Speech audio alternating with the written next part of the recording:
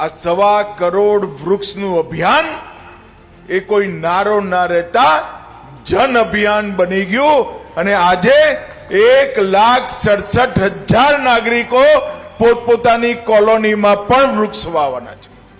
આજે જન પ્રતિસાદ છે.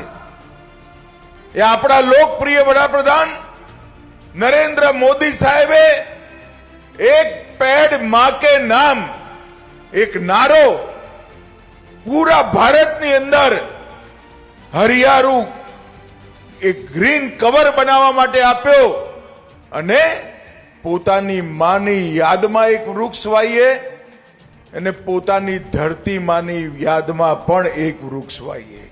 આ અભિયાન જોત જોતામાં એક આંદોલન બની ગયું.